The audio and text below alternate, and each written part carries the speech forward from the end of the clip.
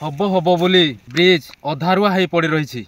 आज एपर्यंत ए ब्रिज हो पारुनी। आमे कहूँ तालपदा पवित्र नगर मझिरे जो ब्रिज टी हवा कथा दीर्घ 1 वर्ष है ना ए ब्रिज टी हो पारुना।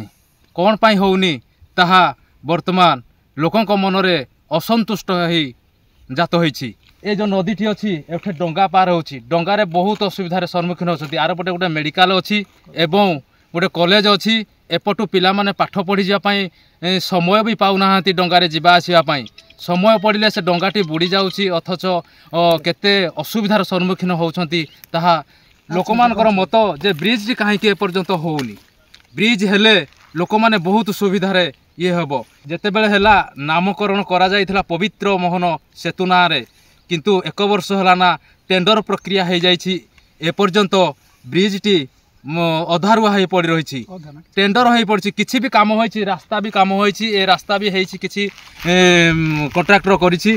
सेपटे भी पाउंस रास्ता करिया पई किछि पाउंस पकईछि। हेले एपर्यंत काम फुलफिल करूनी कि मझिरे तार कोनोसी पिलर मध्य करू नाही।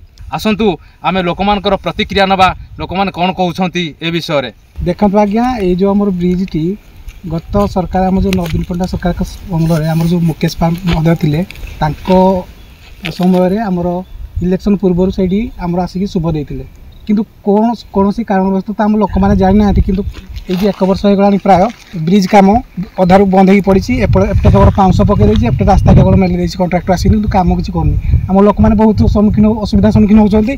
कौन पाना सेपटे रहा आम कॉलेज रहा मेडिकल रहा तेणु जीवा आसवाई लोक मैंने आम डंगार साहय नौ केतले गाड़ी डंगार नौ केतल गाड़ी नदी में बुड़ी जाऊँगी। तेणु बहुत प्रकार असुविधा होती। ये जनसाधारण मैंने कहवा कथा है डंगार जिते जाऊँच बुड़ी जाऊँगी। पिला माने पाठ पढ़ी जाऊँच। छोट छोट छुआ को भी मेडिकल नौकरी। एणु जिते शीघ्र एठी डंगारे डंगा यातायात नक ब्रिज टी हेले एपट अंचल बहुत सुविधा पाई पारिबे।